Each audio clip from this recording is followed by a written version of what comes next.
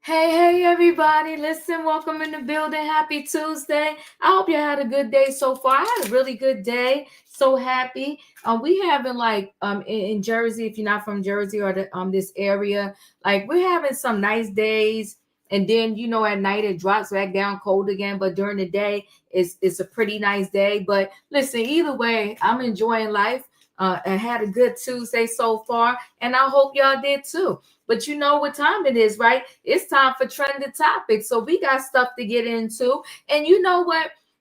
Tonight's trending topics, the title is simple. It's called Another Side. Another Side. You know, they said sometimes it's three sides to a story. It's person A, person B, and then something in between. So tonight, I just want y'all to be mindful and think about the other side of the story. So we got Tom Selleck. He's an actor. He's in his 80s. And he feels like he was betrayed by his mentee. He said Donnie Wahlberg, he mentored him. He said he taught him how to up his acting skills. They was on the show Blue Bloods together. And then the network decided out of nowhere, even though that show was doing pretty well, that they was going to cancel the show. But they said Tom Selleck was making a really hefty salary on the show. So they couldn't just cut his salary, so they decided to just X the show. And that was a way for them to cut his salary. And he said he begged the executives not to let that, a show be canceled. But then now all of a sudden the network is coming out with a spinoff called Boston Blue. And they rung up the phone and they said, Donnie, we got the spinoff and we want you in it. And so Tom Selleck heard through the grapevine that they was doing this Boston Blue and that Donnie was going to be in it. And he's like, yo, Donnie, you ain't tell me. You didn't tell the people that you wouldn't do the show without me. And I mentored you and I helped you up your skills and I treated you like a son on that set. So Tom is in his 80s and feeling betrayed. Has anybody you helped ever betrayed you? Are we understanding Tom's side? Are you Team Donnie and understand his side? They didn't want you, but I need to work and they called me for a job, so I went and took the job. Did Donnie owe Tom a phone call? Tonight's title is called Another Side. I'm not asking you to pick sides. I'm asking you, what side do you understand and what side can you relate to? Are you relating to Tom or to Donnie because he needed a job? We're going to talk about it. We're going to have a conversation about it tonight. Then the other day on my channel, I did this story about the track star. The track star, you got one girl saying the other track star from the other team, she came up behind me and bopped me upside my head with the baton. Well, now the girl that allegedly bopped the other girl with the baton, she's speaking out. She's saying, I would never do that. Saying it was an accident. She's saying that now she's getting all kind of threats on her life. And then a referee comes out and said that the girl with the baton that hit the other one is in the right. And that she didn't hit her on purpose. I'm not asking you to pick a side. I'm asking you to hear the other side and you let me know what your thoughts are. I don't know what to believe in this situation. Is the other girl now claiming she didn't bop upside the head on purpose because of all the backlash? Or is it simply a misunderstanding? And because of the angles, our eyes are deceiving us and it's not what we think. Tonight's title, people, is Another Side. I need you to open up, be open. I need you to listen. And let me know, do you understand the other side? Then we got the Wendy Williams drama. That's Sabrina Morrissey, the Guardian. She let Wendy go see her daddy for his birthday down in Florida. The dad turned 94. God bless him. Still up doing his thing. He was dancing. He was partying. 94. God bless him. Wendy goes to see her dad. The Guardian sends her with a credit card. The credit card was insufficient funds. Wendy went in Sephora trying to buy some stuff for her and her dad. She gives the credit card to pay, and it says declined.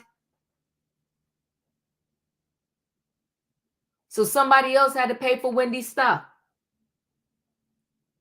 And that's when somebody called Adult Protective Services, because they said that is elder abuse. You sending me out in these streets with a card that you know ain't got no funds on it. So now I'm going to be embarrassed. I'm trying to slash the car, and they're going to go decline. So that's how that whole thing started on Monday at that facility, where the cops came and took Wendy to the hospital. And they said Sabrina met them at the hospital and was causing all kind of problems. Didn't want Wendy evaluated. After Wendy was evaluated, told them to send Wendy back to the facility. And Wendy was like, no. And Wendy's lawyer came through and said, no. This thing is messy. The last I heard, Wendy is still at Lenox Hill Hospital, fighting for her life. Is there another side to this story that we need to know about? I think we see very clearly with this one, but we are going to talk about it. Oh, shoot. I hope I'm saying her name right, Shorten. She said Tom should have saved up enough money. Oh, good gosh. We're not going to feel bad for the 80-year-old who still needs to work. I ain't mad at you, Team Donnie. That's what we're here for. We're here to talk about it. But listen, guys, y'all know what time it is, and you know what I need in the chat, because I'm about to bring the people on in the building. And listen, Diva come through just like a whole TV series. Now, every now and then I got to lean off of the 8 o'clock because I'm a little busy, but I come on sometime after. But I'm like your nightly, weekly series. I come through for y'all with these trending topics. So all y'all got to do to purchase your ticket on this train ride is hit the like button. Thank you. I see it in there. I thank you, Tasha. Thank you, Lindsay. I need a choo-choo.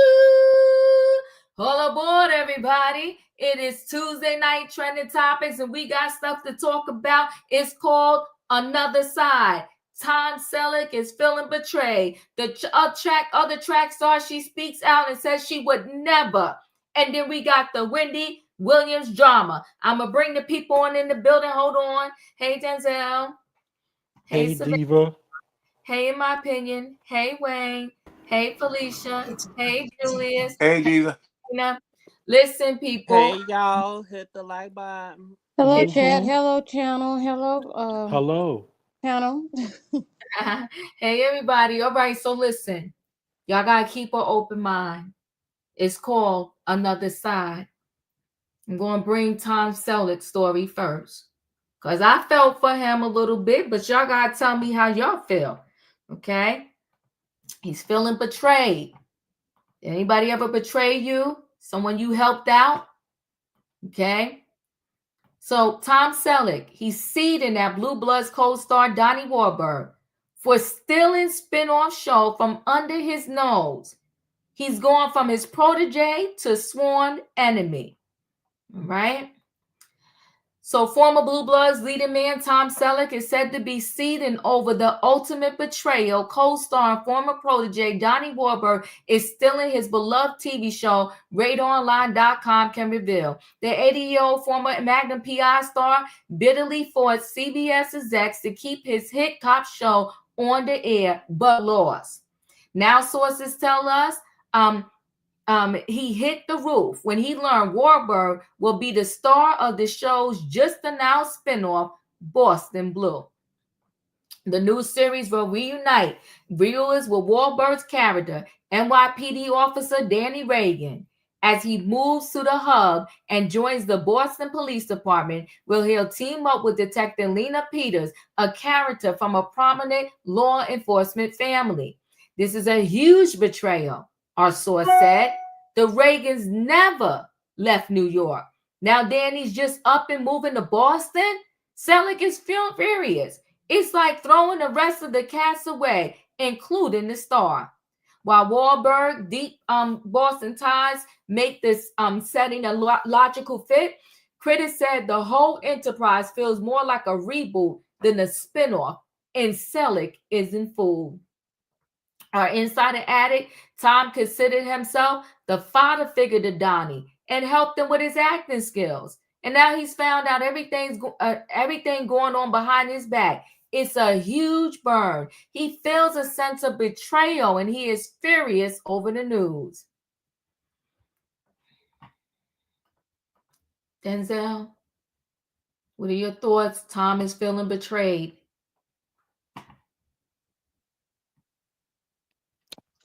Oh my God, Diva, I'm sorry.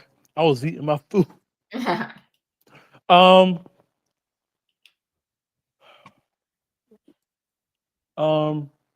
Come back to me because I got food in my mouth. All right, Denzel, you gotta be prepared when we come to these stories. Savannah, you next? I'm sorry. Diva, Tom is one of those old veteran actors from back in the day. Those of us who are a little seasoned remembered him from Magnum PI, and he is no longer Magnum PI worthy. He's one of those old actors that have become untrustworthy and unlikable as he's aged. I remember the scandal with him and something with his ranch and some more stealing water, and also that reverse mortgage commercials that he did and how they really tore into him on social media because of that being a scam. And Tom came out and attacked the folks that were, protecting seniors and telling him that it was more of a pyramid scheme and a Ponzi scheme. I'm sorry, a Ponzi scheme. I don't see what his riff is. He's 80 years old. He needs to go ahead and enjoy his last few years. As we've seen with Gene Hackman and his unfortunate demise and how he passed away alone. I think Tom really needs to repair some relationships around the Hollywood community. In Hollywood is one of those, you gotta, when a job comes available, you gotta take it. And what, I don't know any actor who wouldn't take an opportunity to star in their own show, regardless of the relationships. And if anything, he should have been happy for Donnie. Donnie and Mark are those two. They're hardly ever in any controversy. They've cleaned up their act since the 80s and are really good actors. So I just think this is a bitter old man pouting. And I think he really needs to settle down and enjoy the rest of his years. Felicia, your thoughts? Good evening, good evening, good evening. I didn't realize I was up next. I hope everyone's doing well. I agree with Savannah, but I also would like to add that the economy is bad. People are hurting for money, particularly in the entertainment industry. So I'm not aware of what Tom's finances are. And he may very well be lonely, looking for something to do, looking for some kind of work, looking to engage. It's unfortunate that his feelings are hurt here because I think Savannah's right.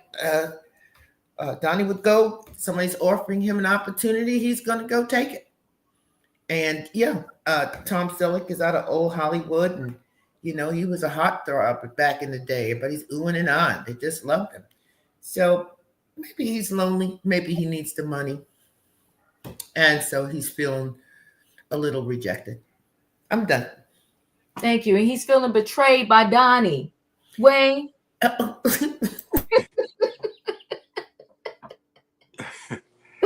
You know, both of these guys are two very successful people. Donnie Wahlberg, they're very successful. Yes. Now, I like to think that the conversation may have went a little something like this when they offered him that, you know, and, you know, hey, what about Tom? You know, we want you. Okay, we don't want Tom. Now, either yes or no. Okay.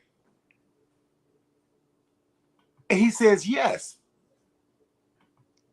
Tom Selleck, he didn't had his heyday. He's been very successful. I know that man has had to have made millions of dollars. Magnum PI ran a nice, you know, a good time. And if anything, he should be happy for Donnie that he got it. And not look at it as that Donnie, you know, undercut him. You know, Donnie's not making a deal. What if it's going to be a deal like either you or neither one of you? And you have to make those decisions. And I'm sure in Hollywood, I'm sure they not so kind. Judge Judy, and you know that that sheriff deputy that's always been with her, I forgot his name. Been with her for years. They offered Judge Judy, I don't know if they gave her more time. Whatever they did, revised their show, but they didn't want him. Oh, I know the guy. That was Bert. With Bella. Yeah, it was Bert. Yeah, they didn't want him. Did she turn it down? No. She got another sheriff. And you're replaceable. She got another sheriff, and I think her show is still a hit. So I'm kind of like Donnie. He just had to do what he had to do. And Tom should have been a little more.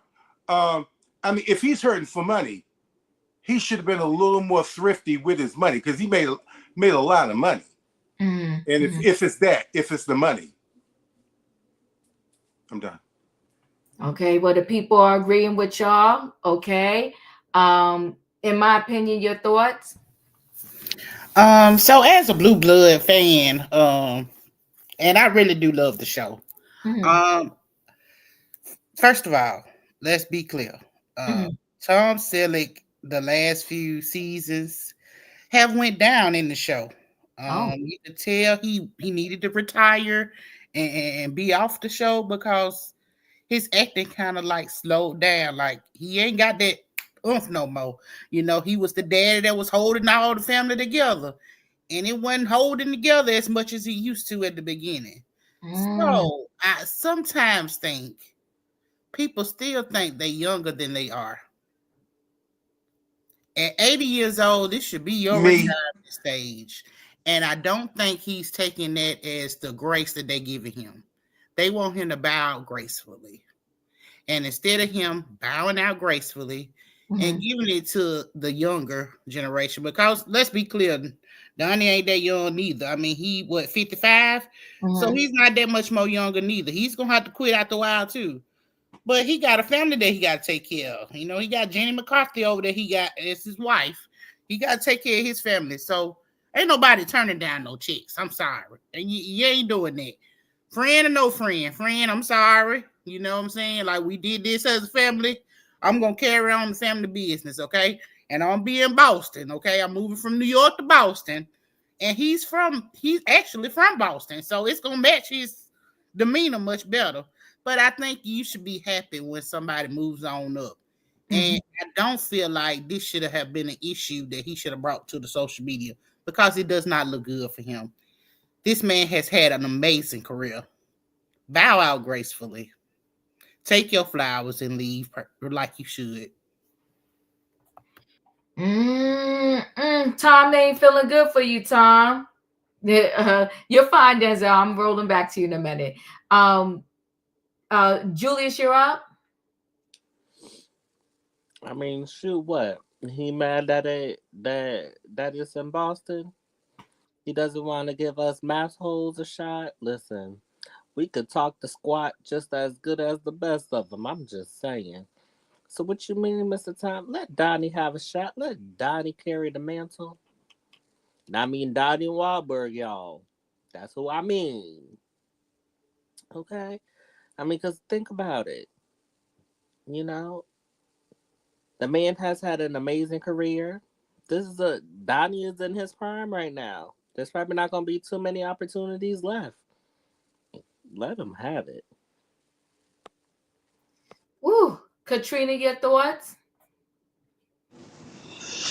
Tom Selleck messed up his own self. He's the one that wanted more money. And then you want somebody to hold out because you're not getting what you want. I mean, this boy been out since what, New Kids on the Block? You know, him and his brother Mark. Um, Even though Mark was breaking in cars and stuff and using the N words, he went to prison for a while, got out and became an A-list actor. Donnie, he helped his brother out a lot. He the one put him on. Um, Tom Selleck, yes, we still miss you with them little shorts from Magnum PI when you was a very good eye candy, but it's over. I mean, just go and sit on a lounge chair on a beach somewhere. Let this boy have his day. Well, this young man have his day. You was the star of the show for a long time. You got your flowers. I mean, pass the torch. Why would you be upset? You should be happy. Like, okay, since I didn't get it, you got it. But you want him to hold out on his money because you can't get yours. Mm-mm. Donnie, get your money. Do what you got to do. Tom, go suck on a pineapple, and let this boy have his day. That's all I got, Diva. Mm. Well, there you have it. The pan. Oh, Denzel, your thoughts? Yes, Tom and Donnie, they both good actors. Um, but Tom needs to understand that they wanted Donnie on the show Mm-hmm. and they gave him that opportunity. Let him have that opportunity and let him, do the show. Let the man live and just don't worry about it. Don't get mad at him. I mean, they asked him to be on the show. That's it. Thank you, Denzel. Hmm. Well, y'all, the panel has spoken.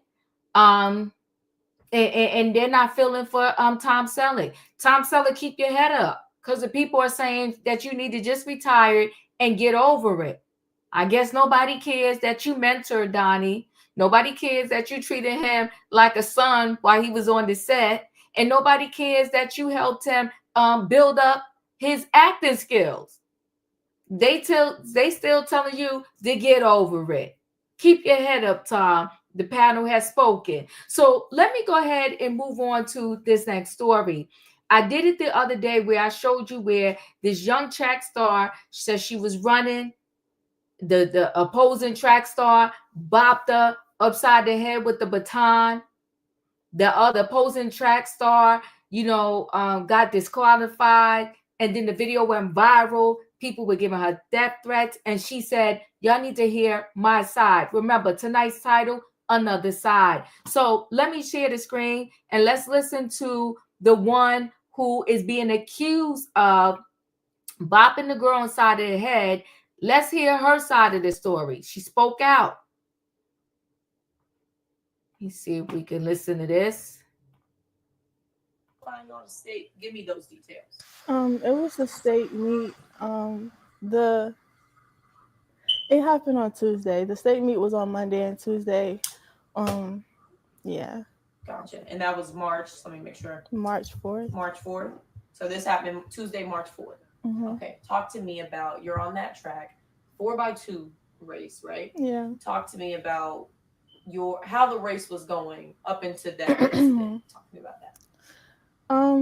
So I received the baton. I second leg merges, so when I was merging, I was like, okay, I'm doing good. I only see one person in front of me. Then on the curve, I seen something yellow in my peripheral, which was her uniform, and she was so close to me that my baton kept hitting her, and it's either keep hitting her or fall into the metal railing that's on the bank track. So eventually, like after a couple times hitting her, my baton got stuck behind her back like this, and it rolled up her back. I lost my balance, and when I pumped my arms again, she got hit. She was cutting in when it happened, when she should have waited a little bit longer. But she cut in too quick, so she was so close to me that she got hit when I was running. So, yeah. Then when I hit her, I kept my baton up so I wouldn't hit her again because she was still really close to me. And I thought about, I wanted to check on her, but I knew that I was like, I'm gonna just finish the race. I handed the baton off, and then it was already people around her. So after the race, I went to my coach, and he said he's handling it and for me to do my cool down. So I did my cool down, and when I went back up there, he said they offered them a rerun and they didn't want to do it, and we're disqualified. And he told me to stay around him because he didn't want nothing else to happen, you know. Definitely. So that whole, the collision that people see, and like you explained it, you're pumping your arm, getting ready to run forward, and that's where that forward motion comes from. That was not you intentionally striking her with that baton, right? Yeah, plenty, like people that I don't even know at my school found my Instagram and texted me because they know it's not in my character. Even other track teams like Northview and Manor texted me because they know that's not in my character. And talk to me about how it's made you feel when you see that video has gone viral and you read the hurtful comments and you see people who don't know you at all making comments like that.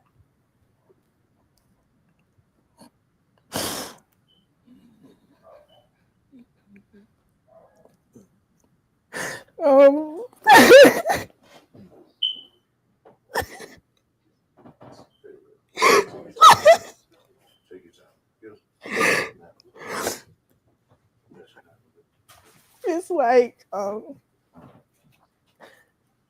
they're going off of one angle. Like I know what happened, but I don't have enough.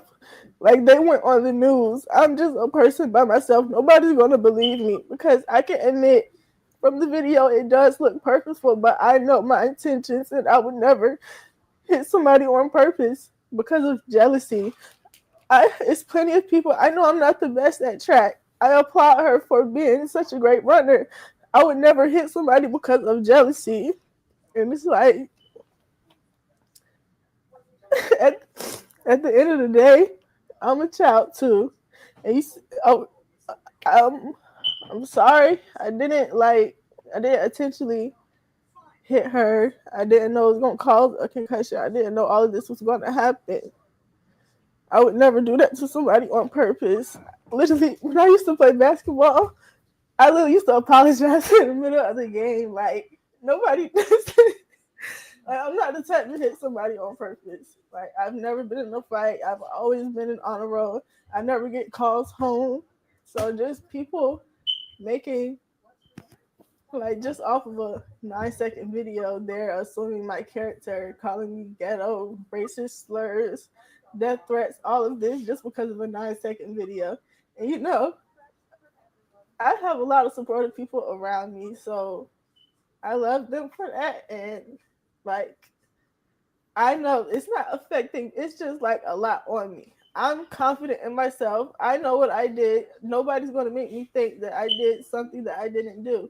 So that's the way I was raised. I was raised well, so I know, it's just still a lot because it's the whole world against me. And my friends and my peers have been by my side, and I appreciate that. But that's it. It's them against the world, And a lot of different places are posting stuff, and they don't even know what happened, for views or for clicks. They're saying I attacked her when they didn't even hear my side of the story. they're going off of only what she said and only because she said it and she's hurt. Oh, I'm the bad person. But if you look at the video, you can see she caused me to trip, and when I caught myself, she got hit. You know. Yeah. Like you were saying, it was like a balance thing. Yeah. Like you were. Do you feel like either way it went, you were going to either collide with her, or y'all something was, how was that going to be? I knew it was eventually going to happen because even at regionals, the girl, we were our arms were really close to each other, and she waited till she got to a distance in front of me to cut me off. Like if you're driving a car and you can't merge just because you feel like it. If you get ran into from the back, it's still your fault. But at the end of the day, both of you guys are hurt. Well, I'm not hurt, but I tripped and she got hit. Yeah, like they don't care about that part. They just care about, oh, she hit. Oh, sorry. She care about, oh, my daughter got hit. So I'm going to get on all of these news stations, and I don't care about how she feels. I don't care about the death threat she's already getting. I'm just going to keep going on different news stations and forget about how she feels when you never even heard my side of the story. My parents apologized on my behalf. I was at school. I can't get on the phone with them. Well, he's on the phone with them, So when I seen her on the news, I was like, oh, she thinks I did it on purpose. Maybe I should text her. Like, because I found her Instagram. So I followed her on Instagram to see if she would follow me back, and she blocked me. But some way, somehow, she still wants an apology, but she blocked the contact of me trying to text her because she assumed that I'm just this bad person, So, and that was y'all's first time competing against each other. Yeah, I didn't even know her, honestly. I don't really pay attention to track and field. I just run and go to practice because I like the friendship out of it, And talk to me about how long you've been in track. Like you said, you're clearly really good at it and everything. So talk to me about your track and all your sports background. I started in volleyball. I was captain a couple years in volleyball, MVP 2 years, I think. Track, indoor track. I was going to do basketball, but my friend freshman year, she was like, Alayla, you should do track with me. So I did track. So I haven't really been doing this for my whole life, but I've been doing it for 4 years, and I've never, not one incident has ever happened with me, like not one. I'm good at triple jump. I like triple jump mostly. I got hurt at states last year, but I still placed runner up. She's supposed to be in first place. I placed runner up because my ankle gave out during triple jump, but things happen. So talk to me. Talk to me. Just a couple more for you. Talk to me about, like you said, you came back from the meet Tuesday night. You go to school Wednesday thinking everything's fine. What's happened between Wednesday and now in terms of at school? Like your parents are telling me they're trying to take her out of every sport and everything. Right. That's what the comments were saying. That's what the media wants. Okay, gotcha. Oh, excuse me. Talk to me about how school has been. Like you said, your friends and stuff have been supportive. Have you talked to your track coach much? Are you still on the track team? Oh, yeah, I'm still on the track team. He's known me. He's actually my volleyball coach and my track coach, so he knows me very well. I wouldn't do it on purpose. Around school, it is everybody, they're like, Alayla, I didn't know that was you. Oh, why did you hit her? And I'm like, it was an accident, but they don't really know what happened. They know that I wouldn't hit nobody on purpose, but from the video, it looks like, but like I said, angles play a big part, and people are going to believe what they want to believe at the end of the day, so. Like you said, you got blocked on Instagram. You haven't had a way to talk to the other young lady. If you had a chance to say what you wanted to say to her, what would you say to her in this moment? I would, apologize. It wasn't on purpose. I would never hit her on purpose. Congratulate her for the placing, was it runner up for the 55? I think, I don't really, runner up. I'm sorry you couldn't compete for the 300 meter dash, but still, everybody has feelings. So you're physically hurt, but you're not thinking of my mental, right? It's many, like thousands, hundreds of thousands of people attacking me, and all of like her family is thinking of, oh, my daughter's hurt. so I don't care about her feelings, you know. And at the end of the day, I'm still a minor too. I'm still a minor too. I'm still in high school. I'm worried about high school. I'm worried about getting my teeth pulled. My face is still swollen. I'm worried about my grades. I missed 2 days of school. I'm trying to get my grades together, and all this in my head is people sending me a new page, posting it, a new news station posting it. I went to look up something on my mom's phone today, and it was on the Google thing from New York Post.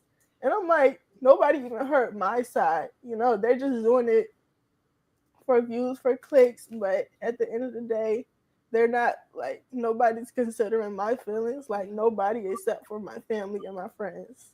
And this is senior year for you, so this makes it even harder. Yeah. Right? And like colleges looking at me. What do you think people are going to think? Like, I know what happened, but from the video, they'd be like, oh, that's that girl. I don't want her on my team, you know? So, yeah.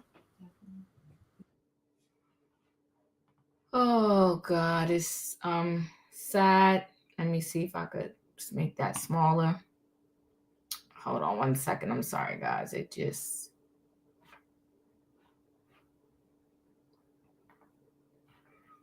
keeps. Okay, let me see if I could do it this way. Go back.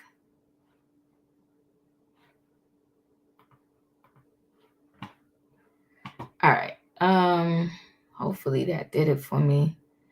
All right. I'll just play a little bit of when the coach spoke. Let me see if I could get to that. Explaining what he said happened. Not gonna play the whole thing. I'll play some of it. It's so just give me a minute to cue it back up. But the coach pretty much is explaining the rules of track and field, when someone can come over into someone else's lane. And he says, he lets everybody know that, what the young lady was just explaining is that when you cross over into someone's lane, you're supposed to be 7 feet ahead. So he's trying to pretty much say, even though he knows his family, he's pretty much saying what she's saying is so. When you got wind about what was going on, what was your initial reaction? It seems to me like yours was to get here, check on this family, and see what really went on. Well, my initial reaction, I saw the video when it was first posted. And my initial reaction was, as an official, to see if they made the right call. Yeah. So one of my officials, I'm a commissioner of Officials Association for Track and Field, and one of my officials said, officials chime in on this. And she posted the video. So I did my due diligence, and I looked at it, because I want to see, it's almost like an evaluation tool for me to see how they would have ruled on it. So I just looked at it from application of the rule aspect. I had no idea that it was a family I knew. I didn't even know if it was a school that I knew when I first looked at the video. Talk to me about what, when you look at it, what do you think the rule should have been? When you first Well, can I read the rule to you? Mm-hmm. Yeah. All right, the rule, there's only 4 articles where you can disqualify a runner in a race. And I'm going to read the 4th one, which applies to this. Article 4, it says, in a race involving a curve where lanes are not specified, a competitor may move toward the inside or outside of the track, provided the competitor is 1 full running stride, approximately 7 feet, right, in advance of the competitor whose path is crossed. It is not a foul if a competitor crosses to the inside or outside if this action does not interfere with anyone. So technically, if I'm on the inside, I have what we call the right of way. If a person comes up on the outside, they got to be a full stride ahead of me before they can cut in front of me. And what typically happens in relays is that person will roll right up beside you, and y'all rubbing elbows, but you still on the inside. That person got to get approximately 7 feet ahead of you before they can cut in front of you. So typically, the yellow flag should have went up with the girl that initiated the contact because she was not on the inside. And that is what you feel, like you said, the rule, she's not a full length away. Yeah, she wasn't a full stride away. So the flag, if they had an official in place, which at the state meet that was in Lynchburg, they did not have an official that was in position, right? Then that official would have applied the rule, and the yellow flag would have went up for the girl impeding the runner who had the right way. Now, that's regardless of the contact and the girl was injured. She initiated the contact because she cut in too soon. She cut in the path for another runner. Definitely talk to me about. I mean, long career coaching track and everything. Have you ever had a situation like this before? Many times. I've looked at. I've had time we had no video. I've had time we had video. I've had professional conversation on every level, from college on down, with regards to these kind of decisions. And sometimes the decisions are not popular. You know, you see a person that's injured and they're on the ground and you disqualified them.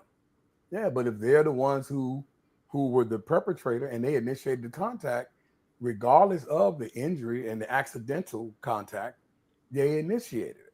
So if the official was in place, they 9 times out of 10 they would have raised the yellow flag for the number 2 runner impeding the number 1 runner. And do you feel like raising that yellow flag could have, I mean, maybe prevented all this if it was it wouldn't have prevented it. It would have changed the outcome, and the team from Norcom would not have been disqualified. Yeah. Now that does not mean so a flagrant foul in track and field would be you have to prove it was intentional. So if you can prove that what this young lady did was intentional, which the video does not show that it was intentional, right? Then Norcom would not have been disqualified. The other team would have been. Well, they abandoned the race, and they would have been disqualified. Definitely. How does it make you feel seeing? I mean, so many comments from people who don't know the girl, don't know either girl, don't know the sport that well, offering so many, kind of hurtful and disturbing opinions about what happened. Ignorance is bliss. It is. So when I see what I consider to be ignorance, not personally attacking anyone, but they don't know what they're looking at. They don't know the rules.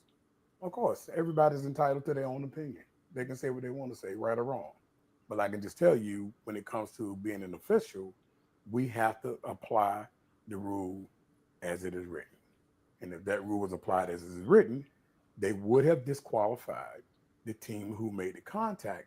Now, then they would have had the rule on whether the strike was intentional and whether it was a flagrant foul on Norcom. So it's really 2 things there. Sometimes, people are sympathetic with the one that got hurt, and that's how the rule, and they completely ignore what happened and what led to it, which I think is what happened. But I really believe what happened is that they were under officiated and they had nobody in the curve, umpire in the curve that was watching that. And the video clearly shows that at the state meet. Yeah, the state meet. Big one. Yes. The big is. Yeah. The big is for class 3 and class 4. Yes. Exactly. What do you hope can be done moving forward from here? I just think it should be a learning experience. One, you or I, no one in this room can control people that trolls on social media. We can't. They see the headline and they go with it. They see the action and they go with it. They think they got something. Whether they get any likes, whether they get paid for it or not, people just want a good story. This is a problem searching for a story. So what I would like to see when it dies down, that people understand who the young lady is now that it's out there. Both young ladies, they understand their character, right? When I found out that it was a young lady that I knew, see, I saw the video first. This is the whole key of what I'm gonna say. I saw the video first before I knew who it was, and I would have not have ruled the way they did. Period. I did not think it was intentional. Once I saw that I knew who it was, and because this is a kid who I know her character. Oh, clearly, this is ridiculous. It's just people just stating their opinions, which, this free First Amendment right to say what you want to say. But your First Amendment right is not completely. You hurt other people. You can hurt other people by saying what you want to say. You could. There could be some injury, mental, physical injury with what you say. So it's not without its limits. Some people think it is, but it's not without its limits. And I just feel bad for this family and for this young lady that she got to go through this period of this until it dies down. And it will. It will. Definitely so well said. Anything else you want to add about anything? No, that's fine. I'm good. I just, Thank you so you much. want to look at some Yeah, of I this will and look then at we'll. that. And I Yeah. thank you for laying out that rule. Yes. Just reading it verbatim as says in the rule book. And I came in my uniform. Look at you. You ready? But You got if it. you notice, Yeah. I don't know if that many people know this, Yeah. that I'm a USATF certified official. But what kind of lanyard do I have on? What does it say? Let's see. Virginia High School League. Championships. Virginia High School League. So you have experience at that very place, probably. Not at that very place with these same folks that they talking about. I'm the person they've been coming to when I've been on the committees with them. Yeah. So I always wear this because it's hardly ever VHSL officials around that know the leadership and Dr. Hahn. And he knows my character. Yeah. Dr. Hahn knows my character.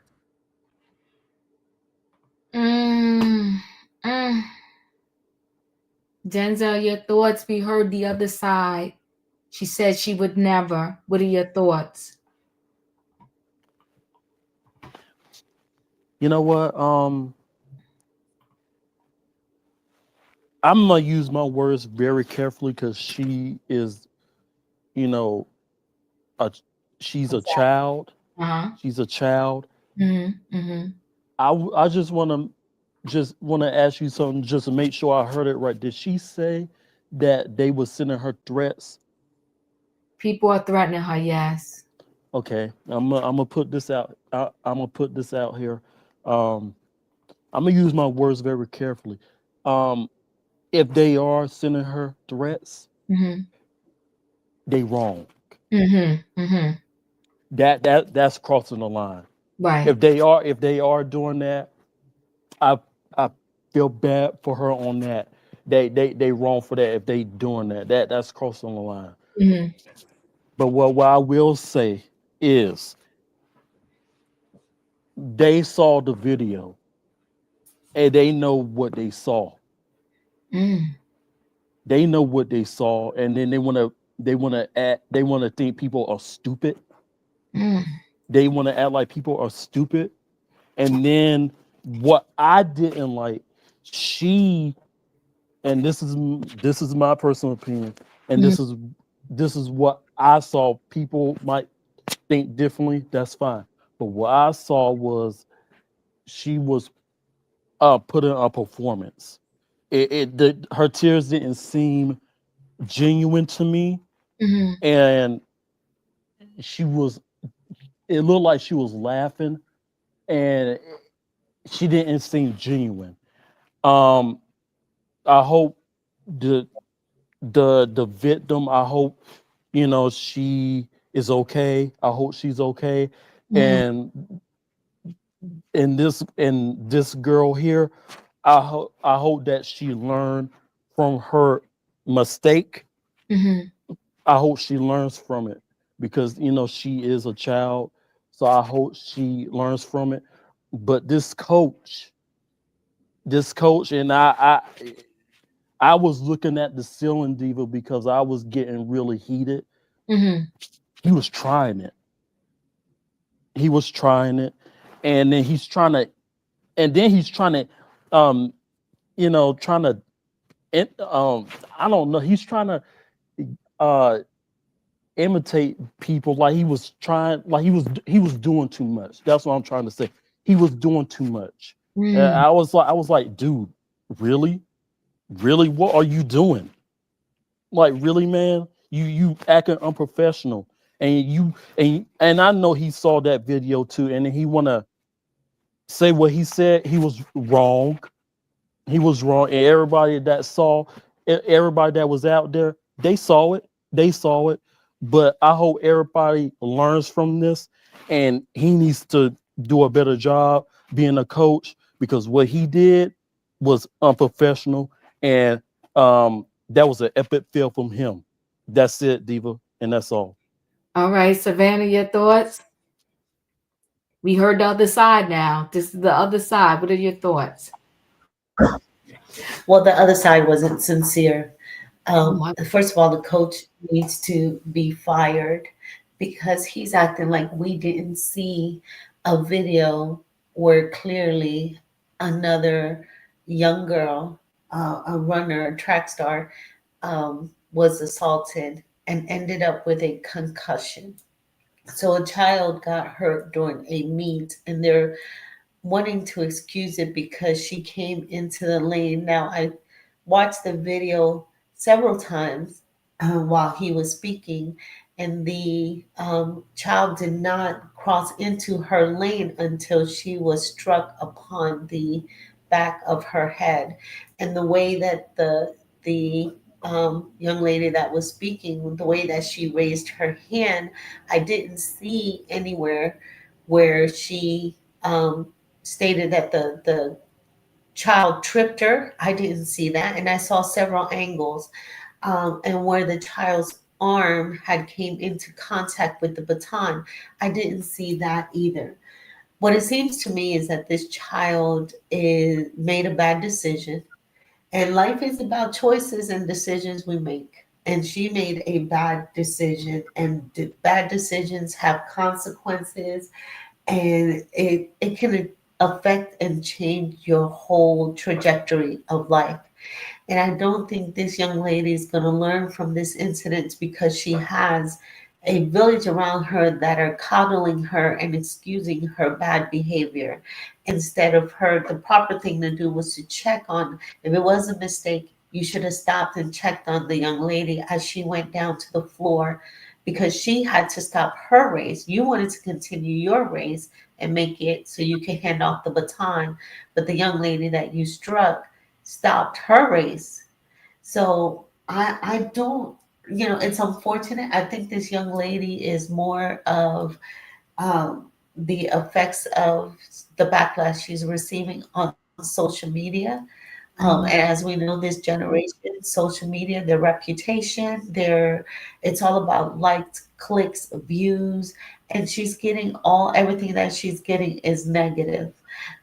So I think that's where her remorse is, and not in the action that she actually did on another child that ended up with a concussion and will have to.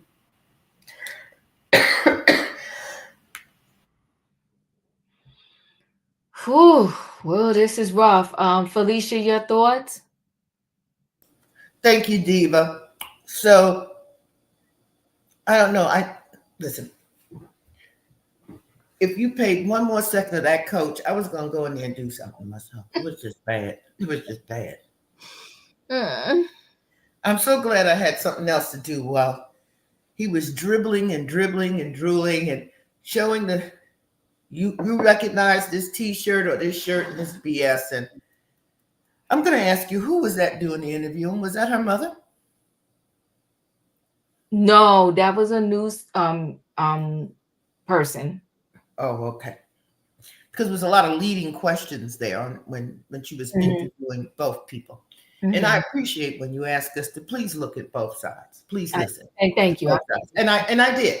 Okay, I'm gonna sit up. Go ahead. So I have a little bit of a different assessment here. Yeah, I think the bumping and the pushing and the trying to get over on the thing was assertive and aggressive, but that's what we ask from our competitors.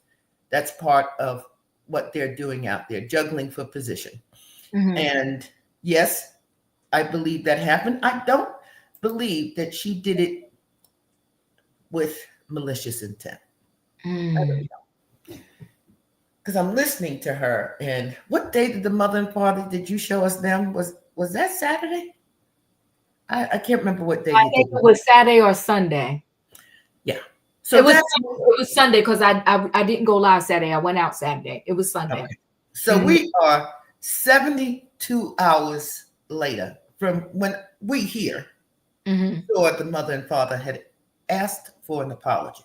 And so this young woman, this is my piece of her.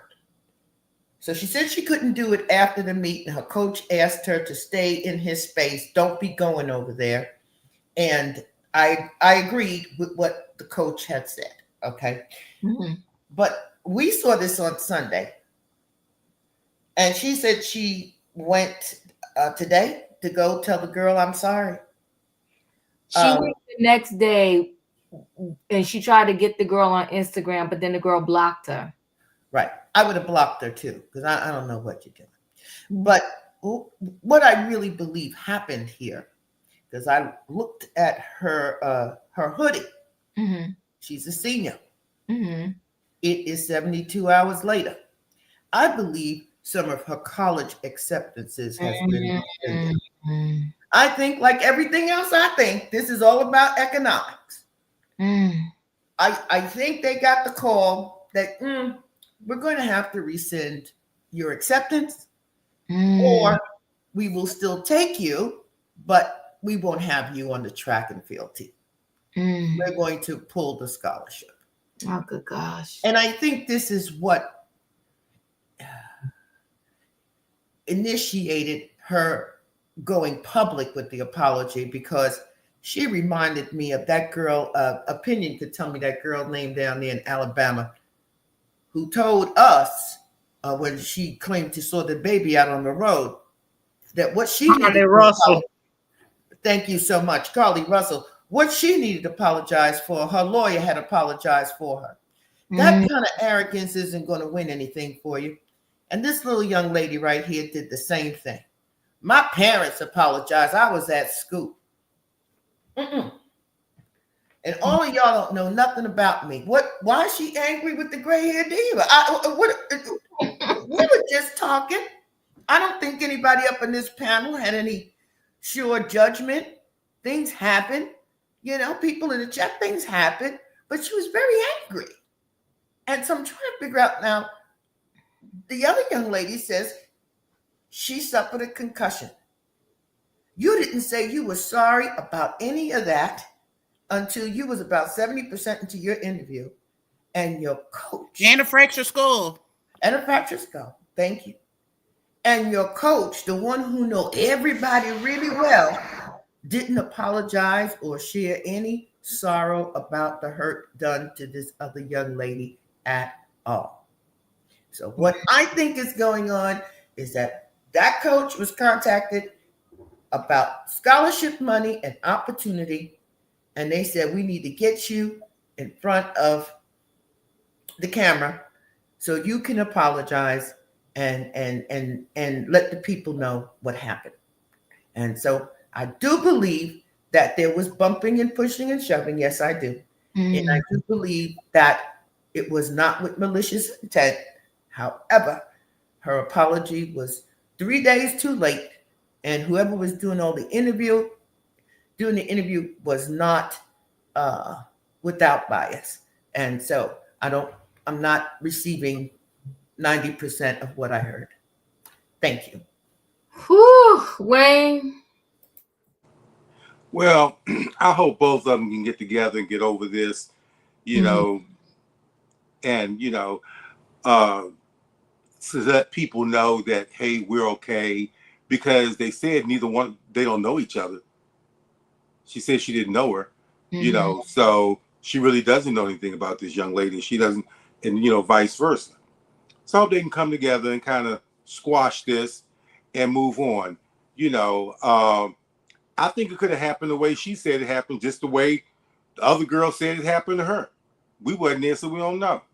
We don't know the rules. The man read the rules and pretty much what the girl said, you know, if that's what happened. I mean, people may say, well, she didn't stop, you know. Well, that just shows maybe bad sportsmanship, you know. But I kind of felt for her, you know. She's a victim too. People, you're a minor and people calling you with death threats. Give me a break. How you supposed to handle that? All this press. And I don't think, she said she tried to contact her, but she blocked her. Okay, maybe her lawyer told her to have any contact with her. So everybody shouldn't have to be forced to go on social media to make an apology. So maybe this is the only way now, you know, to do this, but you shouldn't have to be forced to get on television, you know, especially if you feel that you didn't do anything wrong. You know, they should still be able to have some kind of, at least talk to each other. But I think they more concerned about a lawsuit. but these are two young women that could squash this, go on with their lives, go on to college, and be great. I'm done. Thank you. In my opinion, your thoughts? Okay, so first of all, I'm gonna start off by saying I wish people could watch stuff on TV and videos without being so heavily involved that they feel like they can say and do whatever. Mm-hmm. It is against the law to threaten or verbally, abuse somebody over something you see on the internet. So I pray that ain't nobody going on this video of this little girl and doing that to her. I pray that part is a lie, okay? Because I'm going to tell you that coach lied, okay? I played the video and I slowed it down, okay? I put it on 0.4 speed so I could see it real slow. She hit that girl 3 times with that baton before she came over in front of her. And as she came over, she was falling to the ground. It was intentional. When she saw that girl coming up on her peripheral, because she was in another lane next to her, she was finna pass her. When she saw her coming up, she lifted that baton and it came down hard.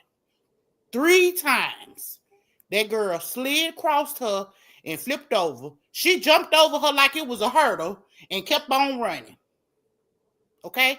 So, y'all, they can miss me with the fake tears and everything else. I am on the boat with Felicia. She must have had a scholarship that got canceled because in the video, notice after she was crying, these colleges is going to look at me and then they ain't going to want me on their team. She already got the call from somebody's school saying, we don't want you on the team. And that's the reason why we came with the crocodile tears, because as quick as she started those tears, it stopped. Now, let me tell you something. I've had times when I've been disappointed and tears have came out, but I just can't turn them off. You know what I'm saying? I don't know too many people that can, unless you know Erica Kane or something, and Susie Lucci, you got good acting skills, okay? I'm telling you, if somebody don't put a stop to this right now and tell her she was wrong, they are going to create a monster. Notice that she said, congratulations on making runner-up. It didn't sound genuine when she said it. It just sounded to me with so much malice. Why you got so much malice toward it? And then I hated the part of her mama going to every news station. They not going to every news station. They're probably being called. How are your daughter doing? They trying to get the scoop on what's going on. And they're telling their story. It's fine. Just like you got on here and told your story, they're allowed to tell their story. You can't victimize the victim and say, whoa, it's me after the fact. I don't like it. I don't like it at all. You know, I don't wish nothing bad on this little girl, but I do think we need to hold our children accountable when they do something wrong. And I don't think nobody has pulled this little girl to the side and said, what you did was wrong. Whew, Julius. I feel like she was being manipulative. Can everybody hear me? Mm-hmm. I felt like she was being manipulative. Now, we know social media is outrageous. I do not feel like folks need to be popping off, being keyboard thugs and all of that. I stand on that. But I feel like she was being manipulative. It wasn't genuine. And she didn't take responsibility. And when you don't take responsibility, that raises more questions. So I feel like she was being manipulative. Whew, Katrina.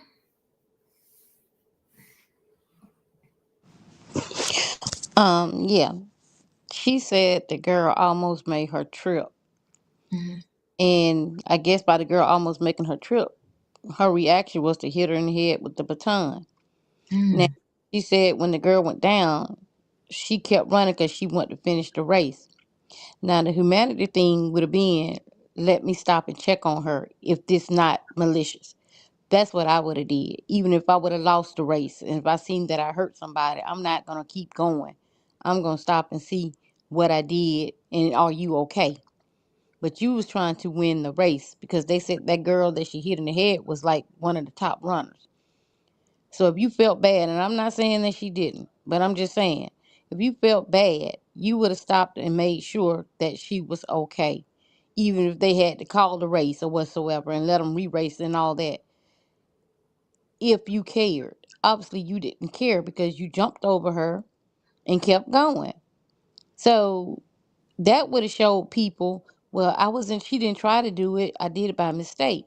But by you doing that and kept running, they seeing that it's not a mistake. She messed her own self up. If she would have stopped and looked down and made sure the girl was okay, even if both of them lost the race, it would have made her look way better than what it's looking now. I'm not saying that she did it on purpose. I'm just saying she, like I said, she said the girl almost tripled up or whatsoever. But if you didn't do it on purpose, you would have stopped and made sure that that person was okay. And trying to get in touch with somebody on Twitter or whatsoever, I think the coach did what they did was wrong.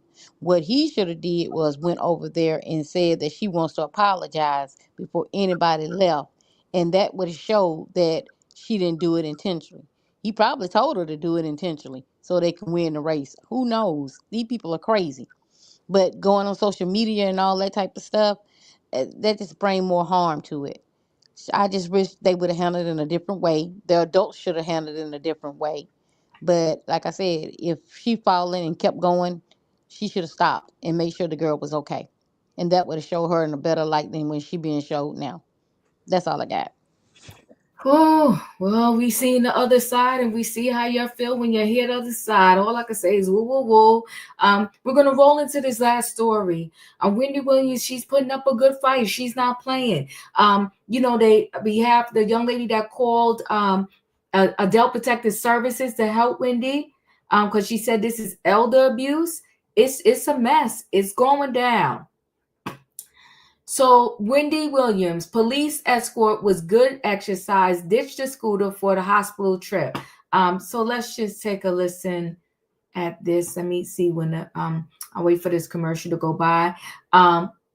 Gina Lisa joined us today, an episode of TMZ Live, where she spoke with Harvey Levine and explained that there are more tests to come, but Wendy is currently in a safe environment where she is protected and not confined. Let's play this first when Wendy called into the Breakfast Club. Let's take a listen. The police showed up, and I'm exhausted. You know what I'm saying? I am exhausted, and I wanted to go to the hospital to talk to the doctor. Gina, you can expound upon that a bit, please. So we were actually trying to figure out how to kind of break through and get some kind of motion into this case because we were pretty stuck at one point waiting for the lawyers to get through and get some type of trial. So I did two things.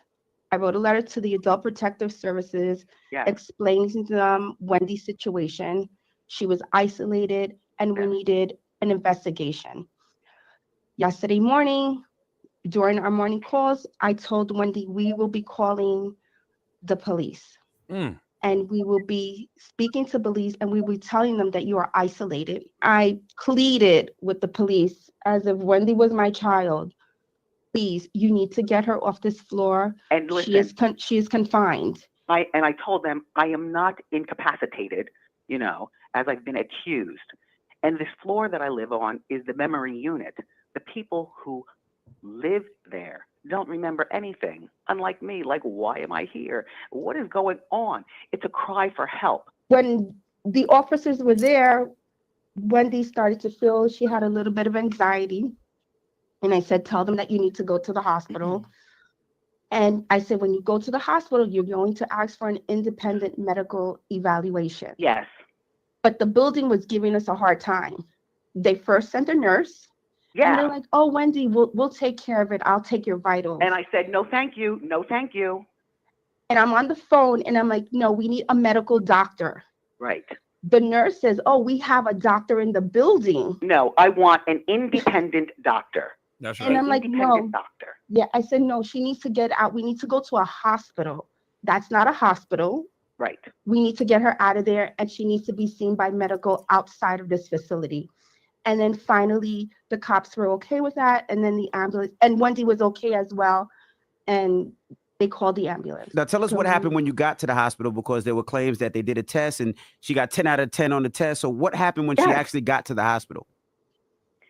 Well, when I got to the hospital, immediately, and they're saying, I get checked in, right?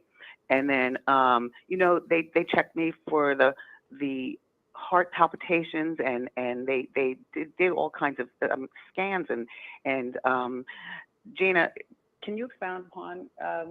Yes. So she arrived at the hospital and the attorney convinced the doctors. So according to what was told, the guardian was there and Wendy's attorney.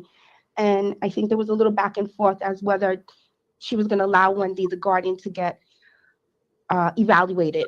Mm-hmm. The doctor saw there was a difference between the guardian's opinion and her lawyer's opinion. And the doctor had to go to his legal department from the hospital to clear to see how he was going to do it. He received the clearance for the evaluation, and then Wendy took 2 evaluations, and pretty much they're evaluating whether she has competency and is able to make decisions, and she passed both tests. What does the 10-10 mean? I'm sorry? What does the 10-10, what does it mean? Tell me what 10 out of 10. 10 out of 10. 10 out of 10, correct. 10 questions asked, 10 questions correct, answered correctly. I mean, they asked me simple things like, who's the president? You know what I'm saying? What's my birth date? So there are reports that this exam that you did can't be used in moving forward to prove the that you're not incapacitated. Can you clear that up or explain? I don't know if I missed that part. How this will be used? That's actually false. That's a medical exam done by an independent doctor by a very well-known hospital. You can use that for the court. Oh, this is messy. We're going to hear the guardian, the one that called Adult Protective Services speak. I knew that I wasn't in good health. Then we'll talk about this situation.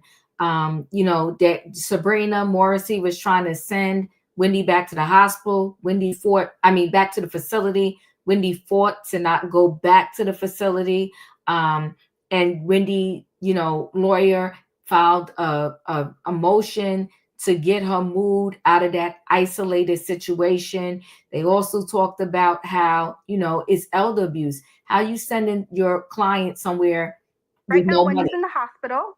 We're waiting to see, what the next tests are. To my understanding, she may be going under some more tests. And hopefully we're trying to see if she can go into a less restricted environment. How long are you expecting her to stay at the hospital, and what kind of tests are we talking about? It's day by day right now. I think she has to go through another eval as well, just to kind of seal the deal. I think it's a little more extensive is my understanding, but that may not be true. I don't know. Everything's just been up in the air as of today, but right now she's safe in a safe environment where she is protected and she's not confined. And there's people on her side. Shoot me down here if you want, but my recon is she's at the hospital, not necessarily because of additional tests. She does not want to go back to that memory unit. There are more tests coming. It's my understanding there's one today. I don't know if it's going to actually happen, but no, obviously, clearly, nobody would want to go there. Wendy doesn't want to go there. She doesn't want to go back to a confined space.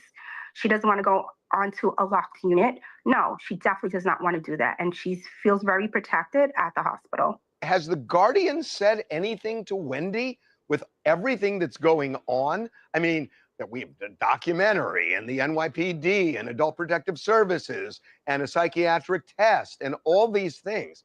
Has the Guardian interacted with her at all to talk about this? No, it's my understanding. Wendy said the Guardian showed up at the hospital, didn't ask how she's doing, didn't ask what's going on. Did she talk to Wendy? Not at all. She just stood outside of her room, according to Wendy. What's going on here? I mean, why wouldn't the Guardian interact with her? I think the Guardian is guarded, if that's the right thing to say. I think she feels that anything that she says towards Wendy is going to be put under a microscope, and she may be criticized for it. But that's sad and unfortunate, because to me, that means that she hasn't developed a relationship with Wendy. She is not guarding Wendy. She's not looking for what's in her best interest, because a good guardian will have a relationship with their ward. A good guardian would be worried about their ward. A good guardian would want their ward to be happy. And so if there's a communication breakdown, you need not be that guardian, because how are you going to work in her best interest? Ooh. Denzel, your thoughts? It's crazy. Mm-hmm. This whole Wendy Williams situation is a hot mess. I feel bad for her. Listen, people saying that, oh, Wendy is being highly scripted. People are coaching her to say things. Listen, people need to be careful, what they say. What I'm trying to say is that do I think she has dementia? I don't think so. Is she 100% is she like the old Wendy, like from her talk show? No, I don't. I mean, she's not. Now, I'm gonna just be honest. She's not. But I don't believe she has dementia. But we just had to wait and see. But I'm happy that her niece, Gina, Charlamagne, everybody like at the Breakfast Club, and Gina and her niece and everybody, TMZ. I'm glad I'm glad everybody is trying to help Wendy get out of this conservatorship. I don't think she should be locked up in there. I think she should be at least be with her family and friends. At least let her be with her friends and family. At least let her do that. At least let her do that. And the guardian person, Sabrina Morrissey, to me, she looks to me, she looks off. She looks off, and I mean, she seems she can't be trusted. She seems like she can't be trusted. I hope everything works out for her. I hope everything works out for Wendy, and I'm praying for her. And hashtag free Wendy. That's it. It's crazy, Diva. Yeah, it is. Savannah, your thoughts? I agree, it's crazy, and I am loving this Lifetime movie. I think Wendy realized that she needed to be her own rescuer, the star of her own story, and the one that was gonna change her current situation, because she's reached out to so many people, whether it's TMZ or Breakfast Club or Suzanne, and she just knew that in order for there to be a drastic change, she had to take a risk, and she did. And bravo and kudos to Wendy. I think, you know, the whole what set this off by her being in Florida and using her debit card, and there was no funds available. That was the last straw for Wendy. There is no reason why Wendy Williams should be traveling with a debit card that has zero balance. It's embarrassing for anyone, and let alone someone on the caliber of Wendy Williams, who always prided herself in having some blinged out gear, a Hermes bag, or Wendy was all about making sure she took care of herself and her loved ones. And regardless of how much money her son and her husband took, Wendy still had a good pocket full of cash where it was enough for them to be taking care of her and no pay due. This tells me that Wendy doesn't have a real oversight on her finances, and she should know. She absolutely should know. If she doesn't want to be in those conditions, she shouldn't be living in those conditions. I think we all can agree that Wendy does need post care support, life coach, but to be confined in the way she was, speaking to people through a window, that's just, it's inhumane, and it's not right, especially for someone on the caliber of Wendy Williams. I look forward to seeing what's next. I hope they grant a restraining order against Sabrina, where she can no longer make decisions for Wendy, and Wendy is set on a path to recovering the last few years of her life and being free and able to do what she wants with some guidance and support for people who genuinely want to see the best interest for her. Thank you. Felicia, your thoughts? Well, thank you, Diva. So I would like to comment again tonight. I want to give a shout out to that niece of hers because she's got some awesome critical thinking skills. Mm-hmm. I love when you can strategize effectively to get what you need. It was some time ago. I was up on this panel and we were talking about a situation. And I said, no, dial 911. Because what happens when you're in a situation, whether you're at work, you're at home, and something's going down, and maybe you're not physically harmed, but you're going through a mental situation. The best thing I tell folks is you don't cuss people out on the job and grab your bag or your wallet or whatever, your laptop, and leave. No, you dial 911. I don't feel well. I need an ambulance. And why did I say that then and say it now? Because everything is documented. This isn't your coworker taking you down to an Uber.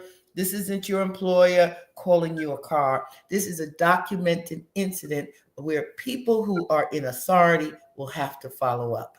And so once again, Gina, congratulations to you and whoever raised you and wherever you were educated, because she's got high-level critical thinking skills. And she spoke very clearly about what the strategy was. And it was walked through with such on-point purpose that the results are just exemplary and should be applauded. I'm done. Thank you, Wayne. Yeah, Wendy's no different than, nobody else. Only difference, she got some money. Mm-hmm. Most people, this would have been a rehab. If she had an alcohol problem, would have been a rehab. Mm-hmm. Giving her time to get herself together. She sounds good. She didn't look that bad. Sabrina really thought she was doing something by giving her a card like that. That was a setup. Before Wendy had even gone, Wendy had talked about how she wanted to go visit her father. It was his birthday, and she wanted to take him shopping. She's going to buy him a gift. So could you imagine? She goes out with her father, and she gets in the store, the car is declined. What do you mean the car is declined? You know, cause her to have a reaction. Yeah, you know, I'm Wendy Williams. You know, whatever. Causing a scene. So now Sabrina got something to take back. See, we let her out, and look what she does. So I think that all was a setup. Also, I think her niece is fabulous. I think they could, if Wendy agreed to it, whatever, and could be released to her custody, and she acts as a overseer or whatever. You know, I think with that, a financial planner or somebody to help her with her money, I think she'll be great. I think she could even probably go back on television. Maybe not like a whole show or something like that, but I think she could be introduced back to television, and I think she would get good ratings. And I guess yesterday's story, I guess the note out the window was something else. Because I took it as the note went out the window, some passerby found it and called the police. But it sounds like this was already, they knew what they were going to do, because their niece said, we'll call the police and we'll do this. You know, either way, that Gina is not the niece. That person is not the niece. Who is that person? She's not the niece. The niece is named. Gina works with the Breakfast Club. Yeah, Gina is not the niece. This is named Alexis. Well, whoever, you know, is speaking on her behalf, I think they could be, you know, they could try that to work with a family member. Wendy seems to be close to her. You know, she speaks for Wendy, you know, and I think she would have Wendy's best interest at heart. All this lockdown, I mean, it would cause anybody to have anxiety. Yeah. You know, and she's in the place she hasn't even seen a doctor. Like I said yesterday, Sabrina wants Wendy to be seen by her doctor. And I guarantee that same test would have been a failure for Wendy. They would have said, oh, she failed it. Yeah. She failed it. Yeah. Like I said, this is the last thing Sabrina wanted. And I think she shot herself in the foot, because that brought in the Adult Protective Service, whatever. Because she thought she was going to send her down there with zero funds and make a fool out of herself. And it backfired on her. That's what I think anyway. Thank you. In my opinion, your thoughts? So I am, listen here. I'm proud, okay? I was listening to the whole thing, okay? And when Wendy said, I told her, all these people walking around, should I throw the note out the window? They waving at me. And she said, Gina said, yes. So she threw the note out there and it said, help, Wendy. And she said immediately people was calling. I am here for it, okay? She rallied the troops. She made sure it wasn't going to be one call. It was going to be 10 calls. Let me tell you something. I've been saying this for the longest, okay? Wendy is being treated less than the prisoners that's locked up for committing crimes. At least they get to go out in the yard and breathe some fresh air. If it ain't nothing but for 2 hours a day, an hour a day, whatever it is, they get to go outside and breathe fresh air. Wendy is locked down 24/7. She's in a room with a bed, a toilet, and a window and a TV. A small TV at that. No internet access, no nothing. All the luxuries that everybody in the prison got, the prison got internet. They got cable TV. She don't have that. I don't understand how this is a high price prison. This is not even high price, because you ain't even competing or comparing with them. All I'm saying is, if you ain't gonna give Wendy back to her son, that's fine. Okay, he messed up. That's fine. Alexis can take over. Okay, she seemed like she got a good head on her shoulders. Let Alexis be over her money. Alexis gonna make sure ain't nobody gonna jump in and misuse her auntie. You know, I'm so glad that Wendy is at that hospital. I pray that her lawyer hurry up and get here and do what he got to do. and get her out of this conservative. Because she said the police told her you can't take your chair. And she said, that's fine, as long as you help me. And those officers flanked her front and back, okay? And even one on her side. And they got her on their ambulance and they got her to the hospital. Thank God for small blessings, okay? We're going to keep on hashtagging free Wendy until we get Wendy free from Sabrina. And that's it, and that's all. Gina Lisa is her caregiver. She is no relation to the family. And she speaks to her every day. Julius, your thoughts?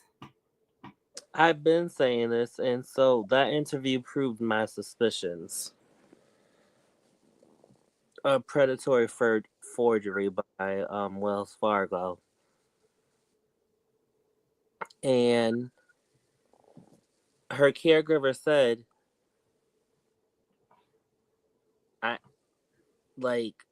she doesn't need to be on there. And we all been saying, a therapist? Yes. A financial advisor? Yes. She already has a caregiver on hand. She doesn't need to be held like a prisoner. The prisoners are given way more freedom than her. So if we wanna, and Sabrina, we reported on the fraud that she has done. We have reported on the person who is suing her for draining his funds due to her abuse of power, her corrupt abuse of power. And it's because Wendy still has money that this is still going on. Oh, sorry. Thanks. Katrina, your thoughts? Yeah, that's Sabrina. That's a low down woman. Mm-hmm.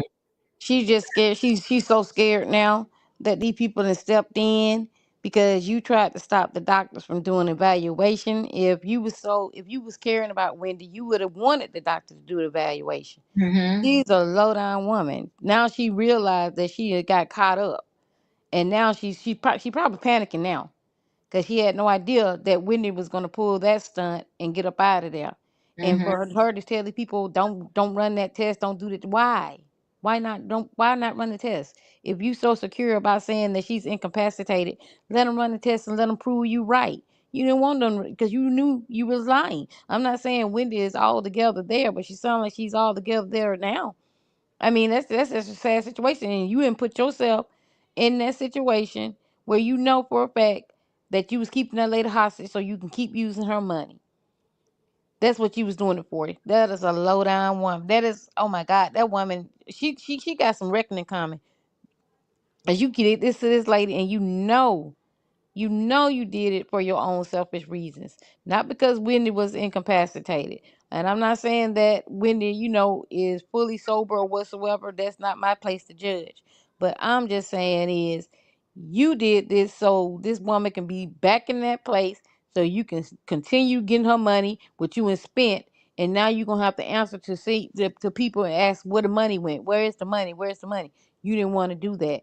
That's why you didn't want those doctors to run those tests. That's why you didn't want her to leave that facility because you wanted to keep her hidden so you can keep getting the money. But then it all blew up in your face, and I hope she get arrested because that's just thievery. That's robbery. But that's all I got, Diva. Thank you. Anti-Afro, your thoughts?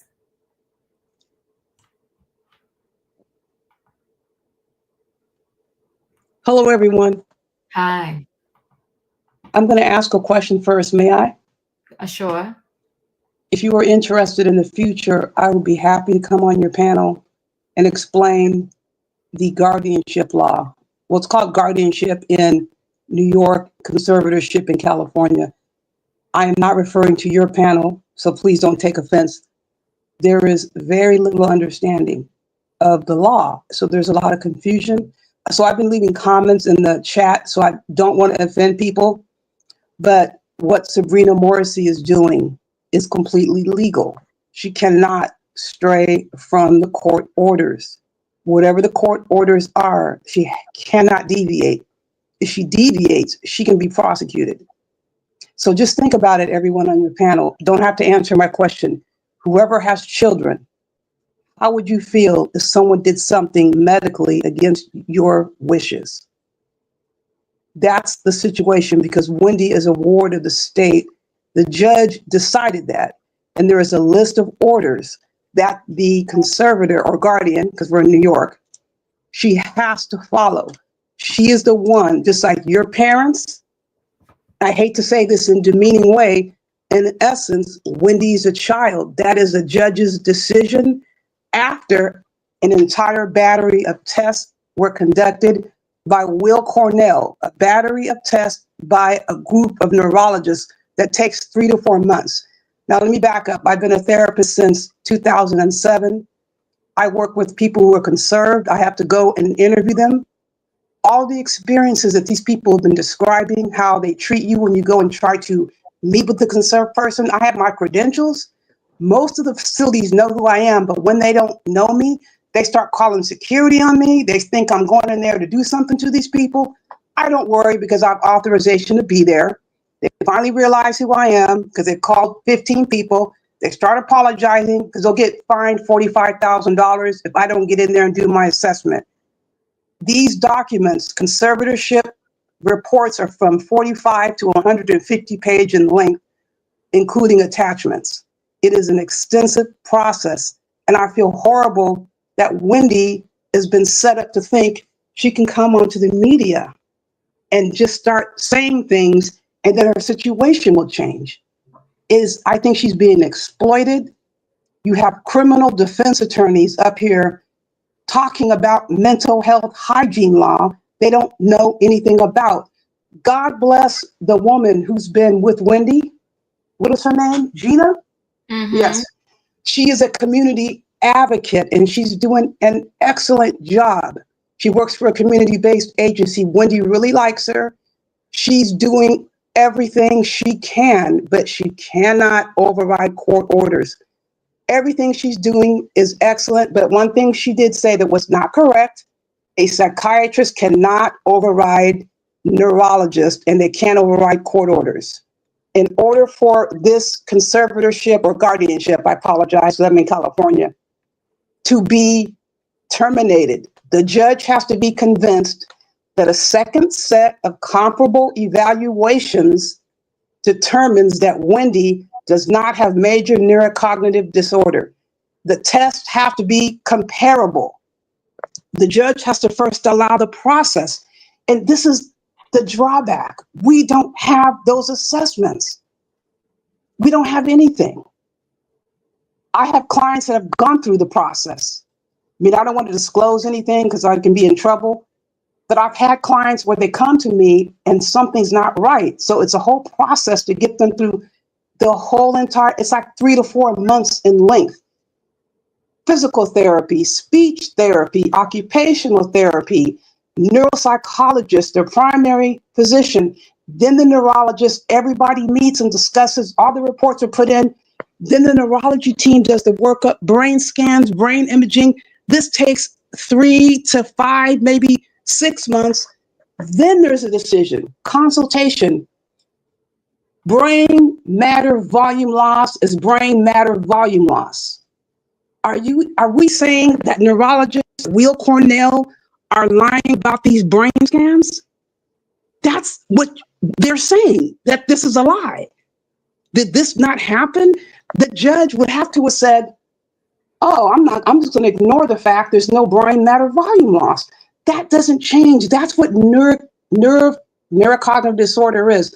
There has to be brain matter volume loss. On brain scans, this diagnosis to be made.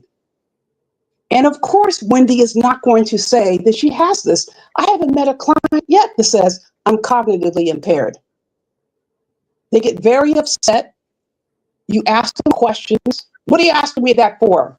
I'm sick of you asking me these questions. They get very defensive. And I'm not here to diagnose Wendy, but again, this is not a diagnosis, but let me tell you something, and I'm sorry to take over. You know, one thing that was heartbreaking to me, people, somebody said, Wendy remembers everything. She can go back. She has a great memory.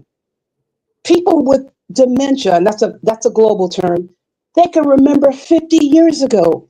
Short-term memory is impaired. Short-term memory is like 5 to 15 seconds. Do you notice?